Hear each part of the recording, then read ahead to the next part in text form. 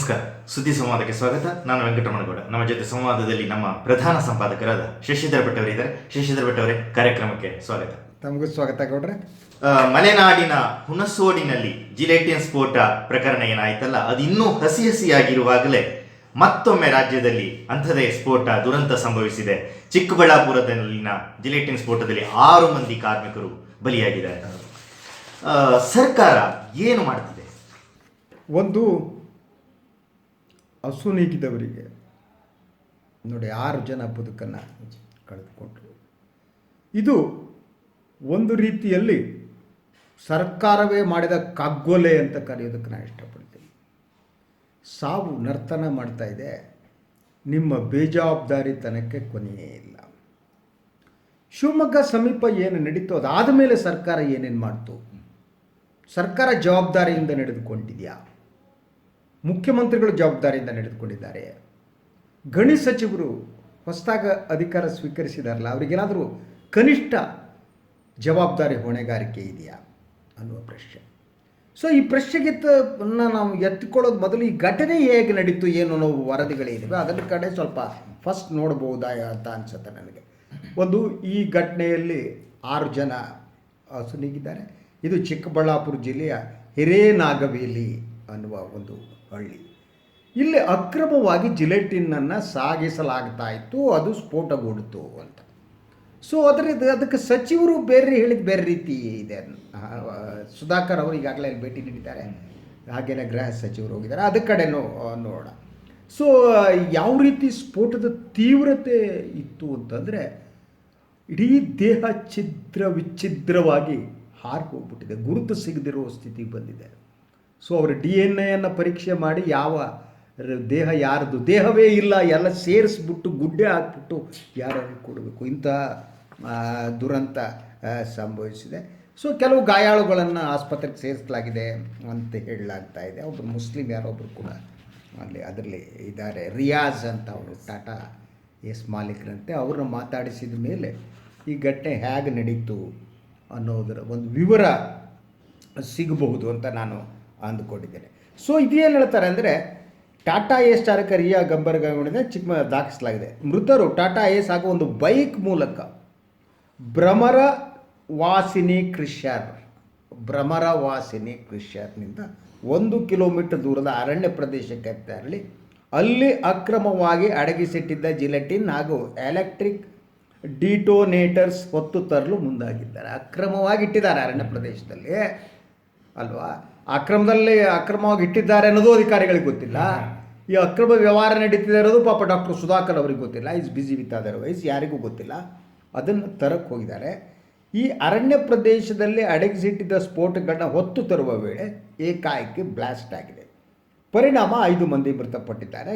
ಘಟನೆಯ ಛಿದ್ರವಾಗಿ ಬೇಗ ಇದಾಗಿದೆ ಅಂತ. ಸೊ ಈ ಬಗ್ಗೆ ಡಾಕ್ಟರ್ ಸುಧಾಕರ್ ಕೂಡ ಒಂದು ಪ್ರೆಸ್ ಕಾನ್ಫರೆನ್ಸ್ ಮಾಡಿ ಪ್ರೆಸ್ಗಳ ಜೊತೆ ಮಾತನಾಡಿದ್ದಾರೆ. ಸೊ ಅವರು ಏನು ಹೇಳ್ತಾರೆ ಅನ್ನೋದು ಭಾಳ ಇದಾಗಿದೆ ನೋಡಿ. ಸುಧಾಕರ್ ಅವರು ಪರಿಶೀಲನೆ ನಡೆಸ್ತಾರೆ. ಅದಾದಮೇಲೆ ಮಾತನಾಡಿದವರು, ಜಿಲ್ಲೆಯಲ್ಲಿ ಯಾವುದೇ ಅಕ್ರಮ ಗಣಿಗಾರಿಕೆಗಳು ನಡೆಯುತ್ತಿಲ್ಲ.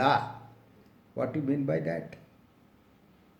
ಹಾಗಿದ್ದರೆ ಇದು ಅಕ್ರಮವಾಗಿ ಅಡಗಿಸಿಟ್ಟಿದ್ದ ಅಕ್ರಮವಾಗಿದ್ದ ಜಿಲೆಟಿನ್ ಕಡ್ಡಿಗಳನ್ನು ಬಳಸಿ ನೀವು ಸ್ಫೋಟ ಮಾಡ್ತೀರಿ ಅಂದರೆ ಗಣಿಗಾರಿಕೆ ಕೂಡ ಅಕ್ರಮವೇ, ಅದಕ್ಕೆ ವಿಧಾನಗಳಿವೆ. ಇದಕ್ಕೆ ಉತ್ತರ ಇಲ್ಲ.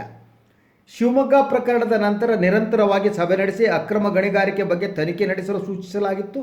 ಅಕ್ರಮ ಸ್ಫೋಟಗಳ ಸಂಗ್ರಹಕ್ಕೆ ಅವಕಾಶ ಕೊಡಬೇಡಿ ಎಂದು ಅಧಿಕಾರಿಗಳಿಗೆ ಹೇಳಿದ್ದೆ. ಏನು ಕಳೆಕಾಯಿ ತಿಂತೀರಾ ನೀವು? ಅಧಿಕಾರಿಗೆ ಹೇಳಿಬಿಟ್ಟು ನನ್ನ ಜವಾಬ್ದಾರಿ ಮುಗಿದೋಯ್ತು ಅಂತ ತಿಳ್ಕೊಂಡಿದ್ದಾರೆ.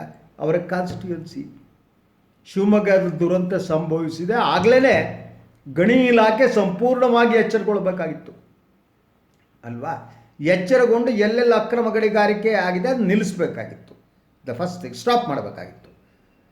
ಆದರೆ ಅದಕ್ಕೆ ಅಕ್ರಮ ಗಣಿಗಾರಿಕೆ ಮುಂದುವರಿಯೋದ ಕಾರಣ ಮುಖ್ಯಮಂತ್ರಿ ಯಡಿಯೂರಪ್ಪ ಅಂತೀನಿ. ಯಾಕಂದರೆ ಅವ್ರು ನೀಡಿದ ಹೇಳಿಕೆ, ಯಾರ್ಯಾರು ಅಕ್ರಮ ಗಣಿಗಾರಿಕೆ ಮಾಡ್ತಿರೋ ನೀವು ಸಕ್ರಮಪಡಿಸಿಕೊಳ್ಳಿ ಅಂತ ಹೇಳಿಕೆ ಕೊಟ್ಟರು. ವಾಟ್ ಯು ಮೀನ್ ಬೈ ಅಕ್ರಮ ಗಣಿಗಾರಿಕೆ? ಅಂದರೆ ಅಕ್ರಮ, ಕಾನೂನು ಬಾಹಿರನೇ. ಅದನ್ನು ಸಕ್ರಮ ಮಾಡೋದಂದ್ರೆ ಏನದು? ಅದೇನೋ ಅಕ್ರಮದ ಯಾವುದು ಸೈಟ್ ತಗೊಂಡು ಮಾಡೋವಂಥದ್ದು. ಒಂದು ಗಣಿಗಾರಿಕೆ ಅಕ್ರಮ ಅನ್ನೋದಕ್ಕೆ ಹಲವು ರೀತಿಯ ಕಾರಣಗಳನ್ನು ಕೊಡ್ಬೋದು ಇದೆ, ಯಾವುದ್ಯಾವುದು ಅಕ್ರಮ ಅನ್ನೋದಕ್ಕೊಂದು ಇದಿದೆ. ಸೊ ಇದು ಬಹಳ ಸ್ಪಷ್ಟವಾಗಿ ಯಾವುದೋ ಒಂದು ಇದರ ಜನವಸತಿಯ ಪ್ರದೇಶದಲ್ಲಿ ನಡೀತಾ ಇದೆ. ನೀವು ಅಲ್ಲಿ ಇವತ್ತು ವರದಿಗಾರರು ಹೋಗಿ ಕೆಲವು ಆ ಹಳ್ಳಿಗಳನ್ನು ತೋರಿಸಿದ್ರು, ತಾವು ಗಮನಿಸಿರ್ಬೋದು. ಮನೆಗಳು ಬಿರುಕು ಬಂದಿವೆ, ಬದುಕಕ್ಕಾಗಲ್ಲ. ಅಲ್ಲೊಬ್ಬಳು ಹೆಣ್ಣುಮಗಳು ಹೇಳ್ತಾಳೆ, ಕಳೆದ 6-7 ವರ್ಷದಿಂದ ಇಲ್ಲಿ ನಡೀತಾ ಇದೆ. ಗಣಿಗಾರಿಕೆ ಪ್ರಾರಂಭ ಆದ ಸಂದರ್ಭದಲ್ಲಿ ನಾವು ವಿರೋಧ ಮಾಡಿದ್ವಿ, ಯಾರೂ ಮಾತೇ ಕೇಳಲ್ಲ. ನಮಗೆ ಪ್ರತಿ ಸಲ ಸ್ಫೋಟ ಆದಾಗ ಮನೆಯಿಂದ ಹೊರಗಡೆ ಓಡಿ ಬರಬೇಕು, ಮನೆಗಳು ಬಿರುಕು ಬಿಟ್ಟಾಗ ಸಿಮೆಂಟ್ ತಂದು ಸಿಮೆಂಟ್ ಹಾಕಬೇಕು. ಇಂಥ ಒಂದು ಹಾರಿಬಲ್ ಸಿಚುವೇಶನ್ ನಾವು ಬದುಕ್ತೇವೆ. ಯಾರು ಜವಾಬ್ದಾರರು?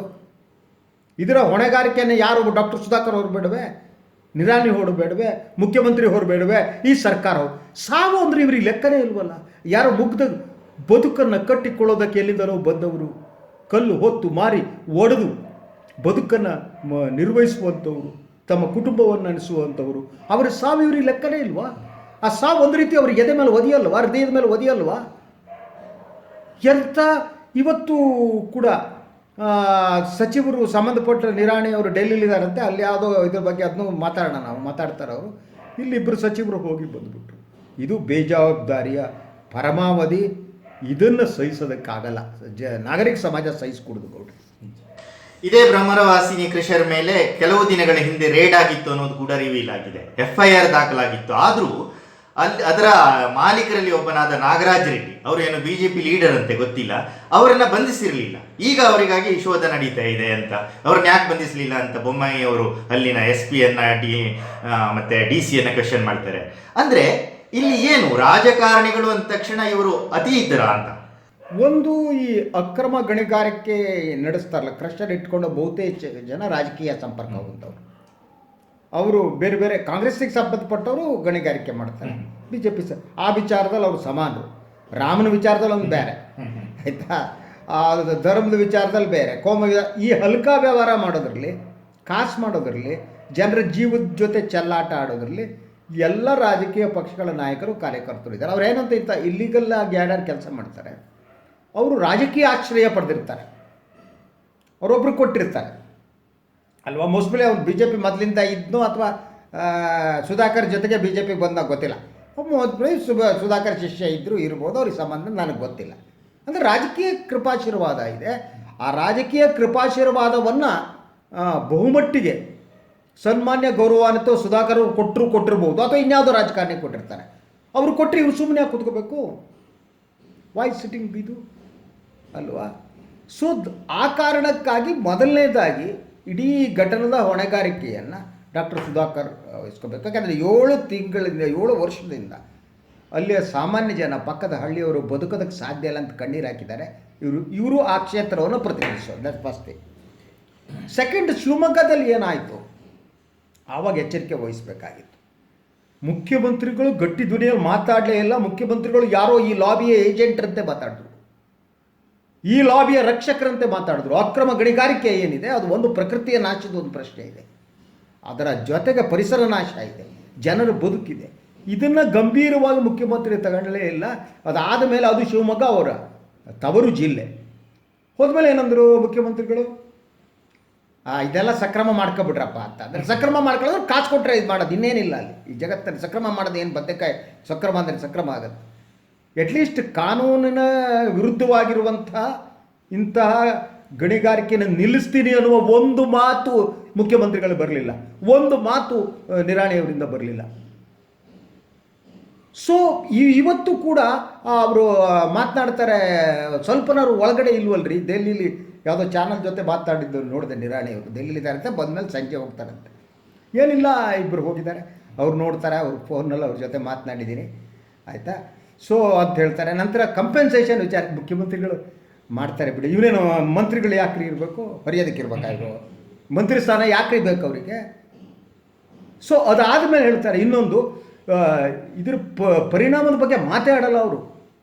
ಸನ್ಮಾನ್ಯ ಮುರುಗೇಶ್ ನಿರಾಣಿಯವರು ಅವರು ಇನ್ನೊಂದು ಹೇಳ್ತಾರೆ, ನಾವು ಎಲ್ಲ ತಾಲೂಕುಗಳಲ್ಲಿ ಈ ಸ್ಫೋಟಕಗಳನ್ನು ಸ್ಫೋಟಿಸೋದು ಹೇಗೆ ಅಂತ ತರಬೇತಿ ಕೊಡ್ತೀವಿ ಅಂತ. ಏನು ಗಣಿತ ತರಬೇತಿ ಕೊಡ್ತಿರೋ, ಯಾರೋ ಟೆರಿಟರಿ ತರಬೇತಿ ಕೊಡ್ತಾರೋ, ಯಾರಿಗೆ ತರಬೇತಿ ಕೊಡ್ತೀರಿ ನೀವು? ಸೇಫ್ ಆಗಿ ಸ್ಫೋಟ ಹೇಗೆ ಮಾಡಬೇಕು ಅಂತ ತರಬೇತಿ ಕೊಡ್ತಾರಂತೆ. ಅಲ್ರಿ ಅಕ್ರಮ ಇದನ್ನು ನಿಲ್ಲಿಸ್ತೀನಿ ಅಂತ ನಿಮ್ಮ ಬಾಯಲ್ಲಿ ಯಾಕೆ ಬರಲ್ಲ? ನಿಲ್ಸಕ್ಕೆ ಯಾಕೆ ಮುಂದಾಗಲ್ಲ? ಇದಕ್ಕಿರುವ ನಿಮ್ಗೆ ರಾಜಕೀಯ ಕಾರಣಗಳೇನು? ಯಾವ ಒತ್ತಡ ಇದೆ ನಿಮ್ಮ ಮೇಲೆ? ಉತ್ತರ ಕೊಡಬೇಕಲ್ವ ನೀವು? ತಪ್ಪಿಸ್ಕೊಂಡು ಹೋಗೋಕ್ಕಾಗಲ್ಲ. 6 ಜನ ಹಸುನೆಗಿದ್ದಾರೆ. ಆದರೂ ಈ ಸರ್ಕಾರ ಗಂಭೀರವಾಗಿ ತಗೊಳ್ಳಲ್ಲ. ಮುಖ್ಯಮಂತ್ರಿಗಳು ಗಟ್ಟಿಯಾಗಿ ಇದುವರೆಗೆ ಹೇಳಿಕೆ ನಾನು ನೋಡಿಲ್ಲ. ಅಂದರೆ ಇಡೀ ಕರ್ನಾಟಕದ ರಾಜಕಾರಣವನ್ನು ಈ ಗಣಿ ಲಾಬಿ ನಿಯಂತ್ರಿಸುತ್ತೆ ಅಂತ ನಾವು ನೋಡ್ತಾ ಬಂದಿದ್ದೀವಿ. ಬೇರೆ ಬೇರೆ ಲಾಬಿಗಳು ಹೇಗೆ ನಿಯಂತ್ರಣ ಮಾಡುತ್ತೆ, ಇನ್ನೊಂದು ಮಾಡುತ್ತವೆ ಅಂತ. ಈಗ ಈ ಗಣಿ ಲಾಬಿಯ ನಿಯಂತ್ರಣದಲ್ಲಿ ಇದ್ದಂಗೆ ಕಾಣುತ್ತೆ. ಅದಿಲ್ಲ ಅಂದರೆ ಒಂದನೇ ಘಟನೆ ಏನು ನಡೀತು ಶಿವಮೊಗ್ಗದಲ್ಲಿ, ಆಗಲೇ ಸರ್ಕಾರ ಎಚ್ಚರಗೊಳ್ಳಬೇಕಾಗಿತ್ತು, ಕ್ರಮ ಕೈಗೊಳ್ಳೋದು. ಯಾವುದೇ ಕ್ರಮ ಕೈಗೊಳ್ಳಿ ಈಗಲಾದ್ರೂ ಐ ಡಿಮಾಂಡ್ ಇವರು ಸರ್ಕಾರ ಏನಿದೆ ಶಿವಮೊಗ್ಗ ಘಟನೆ ನಡೆದ ನಂತರ ಏನು ಕ್ರಮ ಕೈಗೊಂಡಿದೆ ಅಂತ ಬಹಿರಂಗವಾಗಿ ಹೇಳಿ ನೋಡೋಣ. ಶ್ವೇತಪತ್ರ ಪ್ರಕಟಣೆ ಮಾಡಲಿ. ಅದಕ್ಕೆ ಕ್ರಮ ಏನು ಕಂಡಿದ್ದಾರೆ ಇವರು? ಏನೂ ಮಾಡಿಲ್ಲ. ಅಂದರೆ ಜನರ ಜೀವ ಅನ್ನೋದು ನಿಮ್ಗೆ ಇಷ್ಟ ಆಗಿದೆಯಾ ಅಂತ. ಇದು ಖೇದಕರದ ಸಂಗತಿ ಗೌಡ್ರೆ, ಇದು ದುಃಖದ ಸಂಗತಿ, ಇದು ಬೇಸರ ಸಂಗತಿ. ನಮ್ಮ ಸರ್ಕಾರ ಇಷ್ಟು ಬೇಜವಾಬ್ದಾರಿಯಿಂದ ವರ್ತನೆ ಮಾಡ್ತಾ ಇದೆ ಅನ್ನೋದು. ಇಲ್ಲಿ ಮಂತ್ರಿಗಳಾದವರು ಹೇಳ್ಬಿಡ್ತಾರೆ ನಿರ್ದಾಕ್ಷಿಣ್ಯ ಕ್ರಮ ತಪ್ಪಿತಸ್ಥರ ವಿರುದ್ಧ. ತಪ್ಪಿತಸ್ಥರು ಅನ್ನೋದು ಯಾರು? ಇಲ್ಲಿ ಇಡೀ ವ್ಯವಸ್ಥೆಯೇ ತಪ್ಪಿತಸ್ಥ ಅಲ್ವಾ? ಮತ್ತೆ ಇನ್ನೊಂದು ಪ್ರಶ್ನೆ ಏನಂದ್ರೆ, ಇಲ್ಲಿ ಕಾರ್ಮಿಕರ ಸಾವು ಒಂದು ಕಡೆ, ಪ್ರತಿದಿನ ಈ ಅಕ್ರಮದಿಂದಾಗಿ ಪರಿಸರದ ಮೇಲೆ ಆಗುವ ಹಾನಿ, ಪ್ರತಿದಿನ ಆಗುವ ಅಲ್ಲಿನ ಪಶು ಪಕ್ಷಿಗಳ ಹಾನಿ, ಪ್ರಾಣಿಗಳ ಪಕ್ಷಿಗಳ ಹಾನಿ, ಏನು ಸಾವು, ಇವನ್ನೆಲ್ಲ ಯಾರು ಗಮನಿಸೋದೇ ಇಲ್ವಲ್ಲ? ಇದು ಯಾರಿಗೂ ಬೆಲೆನೇ ಇಲ್ವಲ್ಲ ಇದ್ರದ್ದು? ಒಂದು ಪ್ರಾಕೃತಿಕ ಅಸಮತೋಲನವೂ ಆಗಿ ಹೋಗ್ಬಿಟ್ಟಿದೆ, ಮುಗ್ದೋಗ್ಬಿಟ್ಟಿದೆ ಅಲ್ವಾ? ನೀವು ಈ ಚಿಕ್ಕಬಳ್ಳಾಪುರದಲ್ಲಿ ಹೇಳ್ತಿರಲ್ಲ, ಅಲ್ಲೆಲ್ಲ ಈ ಪಕ್ಷಿಗಳು ಬರುವ ಪ್ರದೇಶಗಳಿವೆ, ಅವೆಲ್ಲ ಒಂದು ಕಡೆ ನಾಶ ಆಗ್ತದೆ. ಇದ್ರಾಗೆ ಆ ಸ್ಫೋಟ ಇದೆಯಲ್ಲ, ಆ ಸ್ಫೋಟದಿಂದಾಗಿ ಪ್ರಾಣಿ ಸಂಕುಲ ನಡುಗೋಗ್ಬಿಡುತ್ತೆ ಒಂದು. ಅದ್ರ ಜೊತೆ ವಯಸ್ಸಾದವರು, ಹಳ್ಳಿ ಇದೆ, ಹೃದಯ ದೌರ್ಬಲ್ಯ ಇರ್ಬೋದು, ಇನ್ನೊಂದು ಅವರು ಗೊಟಕಂದಾನೆ ಶಿವನ ಪಾತ್ರ ಸೇರಿದಂಗೆ. ಈ ವಿಚಾರವನ್ನು ಸರ್ಕಾರ ಗಂಭೀರವಾಗಿ ತಗೋತಿಲ್ಲ. ಯಾಕೆಂದರೆ ಮಾಮೂಲು ಬರುತ್ತೆ ಅಂತ. ಇಂಥ ಅಕ್ರಮ ಚಟುವಟಿಕೆಗಳಿದ್ದರೆ ಮಾತ್ರ ಸರ್ಕಾರಕ್ಕೆ, ರಾಜಕಾರಣಿಗಳಿಗೆ ಮಾಮೂಲು ಬರುತ್ತೆ. ಅಕ್ರಮ ಚಟುವಟಿಕೆನೇ ನಡೆದಿದ್ದರೆ ಅವ್ರಿಗೆ ಪ್ರಾಬ್ಲಮ್ಮು. ಕಾಸು ಬರಲ್ಲ. ಅಕ್ರಮ ನಡೆದ್ರೆ ಬರ್ಬೇಕು ಕಣ್ರಿ, ಅನ್ಯಾಯ ಮಾಡಿದ್ರೆ ಬರಬೇಕು. ಇಡೀ ಜಗತ್ತು ನ್ಯಾಯವಾಗಿ ನಡೆದೋಗ್ಬಿಟ್ರೆ ಇವ್ರಿಗೆ ಬೆಲೆ ಇಲ್ಲ, ಇವ್ರಿಗೆ ಕಾಸು ಸಿಗಲ್ಲ, ಎಂಜಿಲ್ ಕಾಸು ಸಿಗಲ್ಲ ಇವರಿಗೆ. ಸೊ ಆ ಕಾರಣಕ್ಕೆ ಅಕ್ರಮ ಚಟುವಟಿಕೆ ನಡೆಯುವಂತೆ ನೋಡ್ಕೊಳ್ಳೋರು ಇವರೇ, ಅದರಿಂದ ಮಾಮೂಲು ಸಂಗ್ರಹಿಸುವವರು ಇವರೇ. ಸೊ ಈ ಸಿಚುವೇಶನ್ನಲ್ಲಿ ಇಲ್ಲಿ ಯಾವ ಹಂತದಲ್ಲಿ ನೋಡಿ, ಮೊದಲನೇದಾಗಿ ನೀವು ಮಾತನಾಡಿದಾಗ ಪರಿಸರ ನಾಶ, ಎರಡನೇದಾಗ ಅಲ್ಲಿ ಸುತ್ತಮುತ್ತಲ ಇರುವಂಥ ಜನಜೀವನ ಅಸ್ತವ್ಯಸ್ತಗೊಳ್ಳುವಂಥದ್ದು, ನಂತರ ಪ್ರಾಣಿ ಸಂಕುಲ ನಡಿಗೆ ಹೋಗುವಂಥದ್ದು. ಈ ಕಲ್ಲುಗಳಿವೆಯಲ್ಲ, ಒಂದು ಕಲ್ಲು ಬೆಳೆಯುವುದಕ್ಕೆ ಕೋಟ್ಯಾಂತರ ವರ್ಷಗಳು ಬೇಕು. ನೀವು ಒಂದು ಕ್ಷಣದಲ್ಲಿ ನಾಶಪಡಿಸ್ಬಿಡ್ತೀರಿ. ಇದಕ್ಕೊಂದು ನಿಯಂತ್ರಣ ಬೇಕು. ನಾವು ಅಂದರೆ ಅಭಿವೃದ್ಧಿ ನಿಂತೋಗ್ಬೇಕು ಅಂತಲ್ಲ, ಅಭಿವೃದ್ಧಿಗೆ ಬೇಕು, ಚೆಲ್ಲಿ ಕಲ್ಲುಗಳು ಬೇಕು, ಇನ್ನೊಂದು ಬೇಕು, ರಸ್ತೆ ಬೇಕು. ಆದರೆ ಅದಕ್ಕೊಂದು ನಿಯಮಾವಳಿಗಳಿರಬೇಕು. ಈಗಿರುವ ನಿಯಮಗಳನ್ನು ಸರಿಯಾಗಿ ಪಾಲಿಸ್ತಾ ಇದ್ದಾರೋ ಇಲ್ವೋ ಅಂತ ನೋಡಿಕೊಳ್ಬೇಕಾದ ಹೊಣೆಗಾರಿಕೆ ಸರ್ಕಾರದಲ್ಲಿದೆ. ಆದರೆ ಈ ಯಾರು ಈ ಅಕ್ರಮ ಗಣಿಗಾರಿಕೆಯನ್ನು ನಡೆಸ್ತಾರೆ, ಅವರ ಕೃಪಾಶೀರ್ವಾದ ಮಾಡುವವರು ಎಲ್ಲ ರಾಜಕೀಯ ಪಕ್ಷದಲ್ಲಿರೋದ್ರಿಂದ ಈ ಕಳ್ಳರು, ದುಷ್ಟರು ಇವರೆಲ್ಲ ಒಂದಾಗ್ಬಿಡ್ತಾರೆ. ಅವ್ರು ಯಾವ ರಾಜಕೀಯ ಪಕ್ಷ ಬಂದರೂ ಅವ್ರಿಗೇನು ಪ್ರಾಬ್ಲಮೇ ಇಲ್ಲ. ಅವರು ತಮ್ಮ ದಂಧೆಯನ್ನು ಮಾಡ್ಕೊಂಡು ಹೋಗ್ತಾರೆ ಅಲ್ವಾ, ನಡೆಸ್ಕೊಂಡು ಹೋಗ್ತಾರೆ. ಅವ್ರಿಗೆ ಕೃಪಾಶೀರ್ವಾದ ಇರುತ್ತೆ. ಆದ್ದರಿಂದನೇ ಇವತ್ತಿನ ಯಾವ ಸ್ಟೇಟ್ಮೆಂಟ್ನು ನನಗೆ ಇವರ್ಯಾರು ಹೃದಯವಂತರು ಅಂತ ಅನಿಸೇ ಇಲ್ಲ. ಸೊ ಯಾರೂ ಸ್ಪಷ್ಟವಾಗಿ ಗಟ್ಟಿಯಾಗಿ ಇದ್ರ ಬಗ್ಗೆ ಹೇಳಿಕೆ ಕೊಡಲ್ಲ. ಕಾಂಗ್ರೆಸ್ನವರು ಕೊಡಲ್ಲ. ಯಾಕಂದರೆ ಕಾಂಗ್ರೆಸ್ ಒಳಗಡೆ ಕೂಡ ಇವ್ರ ಜೊತೆ ಸಂಬಂಧ ಸಂಪರ್ಕಗಳಿವೆ. JDSಗಿದೆ, BJPಗಿದೆ. ಆದ್ದರಿಂದ ಒಂದು ಸಾವಿದೆಯಲ್ಲ, ಒಂದು ಸಾವು ಒಂದು ಸರ್ಕಾರವನ್ನು ನಲುಗುವಂತೆ ಮಾಡಬೇಕು. ಒಂದು ಸರ್ಕಾರ ಆತ್ಮಾವಲೋಕನ ಮಾಡಿಕೊಳ್ಳು. 5-6 ಜನ ಸತ್ರು, ಇವರು ಏನೂ ಆಗಿಲ್ಲ ಅನ್ನುವಂಥದ್ದು ಇದೆಯಲ್ಲ, ಈ ಮನಸ್ಥಿತಿ ಸರ್ಕಾರ ಬಂದು ತಲುಪಿದೆಯಲ್ಲ. ಈ ಸ್ಟೇಟ್ಮೆಂಟ್ಗಳು ನೋಡಿದಾಗ ನನಗೆ ಅನಿಸ್ತಾ ಇದ್ದು ಇದರಂಥ ಅಪಾಯಕರವಾದ್ದು ಇನ್ನೊಂದಿಲ್ಲ, ದುರಂತ ಇನ್ನೊಂದಿಲ್ಲ. ಅಕ್ರಮ ಅನ್ನೋದನ್ನು ಸಕ್ರಮ ಮಾಡಿಕೊಳ್ಳಿ ಅಂತ CM ಅವ್ರು ಏನು ಹೇಳಿದ್ರಲ್ಲ, ಅದು ಸಕ್ರಮ ಅನ್ನೋದಕ್ಕೂ ಒಂದು ಮಿತಿ ಅನ್ನೋದು ಬೇಕಲ್ವ? ಯಾಕಂದ್ರೆ ಸಕ್ರಮ ಮಾಡಿಕೊಂಡು ಮತ್ತೆ ಮಾಡ್ತಿರೋದೇನು ಇವರು? ಪ್ರಕೃತಿಯನ್ನು ಹನನ ಮಾಡೋದೇ ಅಲ್ವಾ? ಅಂದ್ರೆ ಇದಕ್ಕೆ ಯಾವುದು ಮಿತಿ ದಾಟಿದಾಗ ಈಗ ಏನಾಗ್ತಿದೆ, ಮಲೆನಾಡಿನಲ್ಲಿ ಏನಾಗಿದೆ, ಭೂಕುಸಿತದಂಥದ್ದು ಏನಾಗಿದೆ, ಇದೆಲ್ಲವೂ ಅಭಿವೃದ್ಧಿಯ ಹೆಸರಲ್ಲಿ ಇವರು ಮಾಡಿದ ಅತ್ಯಾಚಾರವೇ ಅಲ್ವೇ? ಒಂದು ನಮಗೆ ಯಾವ ರೀತಿಯ ಅಭಿವೃದ್ಧಿ ಬೇಕು ಅನ್ನುವ ಪ್ರಶ್ನೆಗಳಿಗೆ ಇವರು ಅಡ್ರೆಸ್ ಮಾಡ್ತಾ ಇಲ್ಲ. ಸಸ್ಟೇನೇಬಲ್ ಡೆವಲಪ್ಮೆಂಟ್ ಅಂತ ಕರಿತೀವಿ ನಾವು. ಅಂದರೆ ಒಂದು ಭೂಮಿಯ ಒಂದು ಧಾರಣ ಶಕ್ತಿ ಅಂತ ಇರುತ್ತೆ, ಪ್ರಕೃತಿಯ ಒಂದು ಧಾರಣ ಶಕ್ತಿ ಇರುತ್ತೆ. ಆ ಧಾರಣ ಶಕ್ತಿಯನ್ನು ನೀವು ಅರ್ಥ ಮಾಡಿಕೊಳ್ಳದೆ ಅಭಿವೃದ್ಧಿ ಯಾವಾಗ ಮಾಡುತ್ತೀರೋ ಪರಿಸರ ಸಮತೋಲನ ನಾಶ ಆಗುತ್ತೆ, ಅಲ್ಟಿಮೇಟ್ಲಿ ಭೂಮಿ ನಾಶ ಆಗುತ್ತೆ.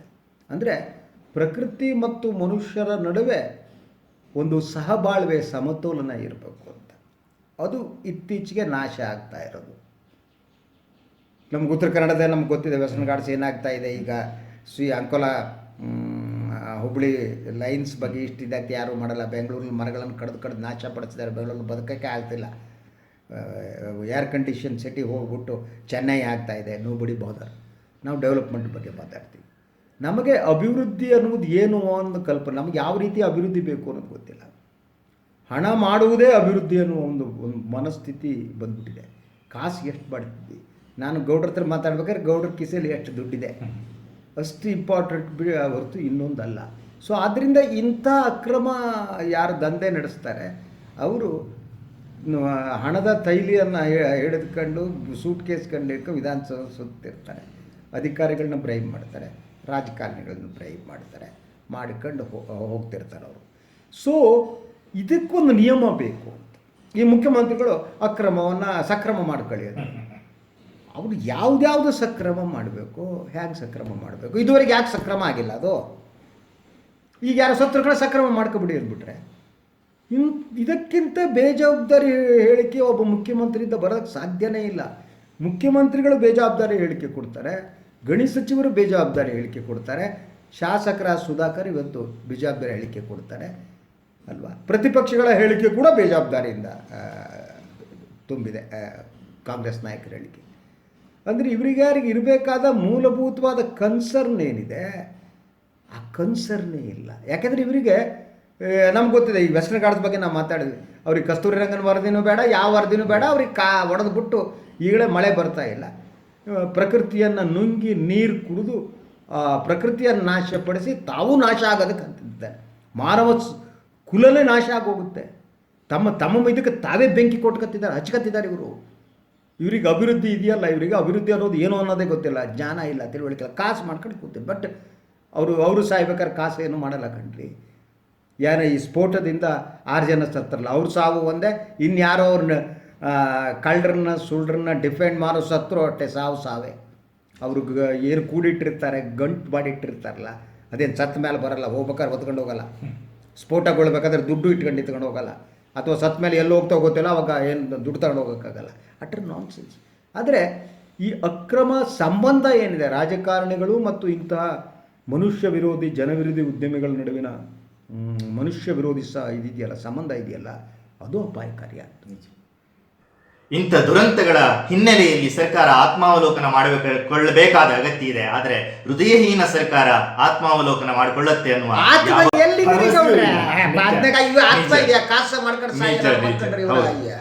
ಇದು ತುಂಬಾ ವಿಷಾದದ ಸಂಗತಿ. ಸಂವಾದದಲ್ಲಿ ಪಾಲ್ಗೊಂಡಿದ್ದಕ್ಕೆ ಧನ್ಯವಾದಗಳು. ತಮಗೂ ಧನ್ಯವಾದ ಗೌಡ್ರೆ. ಎಸ್ ಪ್ರಿಯ ವೀಕ್ಷಕರೇ, ಇನ್ನೊಂದು ರೀವಿಸಿಟ್ ಮಾಡೋದು ಅಂತಾರೆ. ನಮ್ಮೆಲ್ಲ ನೀತಿಗಳು ಏನಿವೆ ರೀವಿಸಿಟ್ ಮಾಡಬೇಕು. ಅಭಿವೃದ್ಧಿ ಬಗ್ಗೆ ಏನಿದೆ, ಸುಸ್ಥಿರವಾದ ಅಭಿವೃದ್ಧಿ ಬೇಕಾಗಿದೆ. ಅಂಥ ಅಭಿವೃದ್ಧಿ ಯಾವುದು ಅನ್ನೋದ್ರ ಬಗ್ಗೆ ಚರ್ಚೆ ನಡೀಬೇಕು. ಈ ಕಾಸು ಹೊಡೆಯುವ ರಾಜಕಾರಣ ಮತ್ತು ಉದ್ಯಮ ಇದೆಯಲ್ಲ, ಇದು ನಮ್ಮನ್ನು ಉಳಿಸಲ್ಲ. ಪ್ರಕೃತಿಯ ಜೊತೆ ನಾವು ನಡೆಸ್ತಾ ಇರುವಂಥ ಈ ಯುದ್ಧದಲ್ಲಿ ಸೋಲುವವರು ನಾವೇ ಅಂತ ಹೇಳ್ತಾ ಇವತ್ತಿನ ಈ ಸುದ್ದಿ ಸಂವಾದವನ್ನು ಮುಗಿಸ್ತೀನಿ. ಇನ್ನೊಂದು ವಿಚಾರದೊಂದಿಗೆ ನಾನು ಮತ್ತು ಗೌಡ್ರು ಬರ್ತೀವಿ. ಎಲ್ಲರಿಗೂ ಒಳ್ಳೆಯದಾಗಿ. ನಮಸ್ಕಾರ.